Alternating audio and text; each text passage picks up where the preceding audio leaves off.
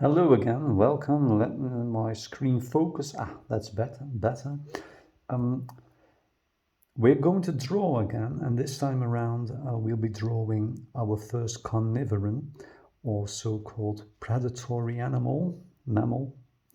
And the species that I'm drawing is from the generally first and, according to some, foremost family of carnivorans, that of the canids, dogs. And the species I'm drawing is one of the more atypical members of the family, the so-called bat-eared fox. And the bat-eared fox is a rather unusual canid for being a largely myrmecophagous, that's the word, species, much like the pangolin I drew before, which means the species is one that relies on insects, social insects, usually termites in the case of this species, if I've understood correctly. So it's also got this rather cute raccoon-like facial mask. Now I'm emphasizing this a bit here for contrast reasons, since I'm only drawing in one color. Now it's all called the bat-eared fox, and not without reason, because it's got huge ears. So here we go. I am barely exaggerating when I draw the ears this size, mind you. They're really that big. Presumably it's helpful when you want to scout termites in the dark, that you can actually hear them very well.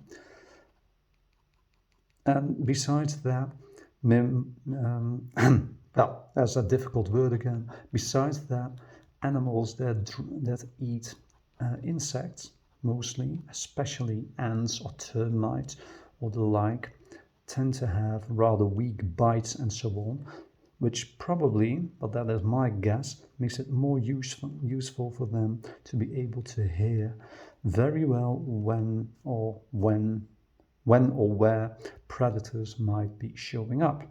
So I'd say there's also some selective advantage for these animals to be able to hear well. And perhaps a bit meanly, I've decided to draw our bat-eared fox in a rather scared fashion. So here we go. Look at those legs. I'm drawing it in such a fashion that it seems to be scared of something. Now, given that it will later be sharing its drawing and its environment with all sorts of large carnivorans that would well be able to kill or hurt this little fellow, I'd say that is rather fitting. So here we go. I've drawn its legs like this, so it seems to be pedaling backwards, more or less. Here's the further back. Here we've got our pangolin, which seems to be rather less scared. Now, bat-eared foxes are quite scrawny looking animals, so I've given this one a rather limited amount of stomach, you could say. Here's the hind legs.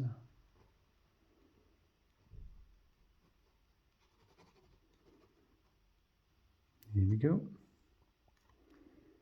The feet might be a bit on the big side, but we'll have to make do, as happens. By the way, I hadn't immediately decided on drawing our bat-eared fox this scared. So that's one of those things, serendipitously perhaps, that just show up when you're drawing, and that happened to go the way it goes. Now, hop. These animals are somewhat scruffy looking, I think, and that is also shown by this fur being a bit loose, slightly shaggy, perhaps an adaptation towards eating bitey insects as well.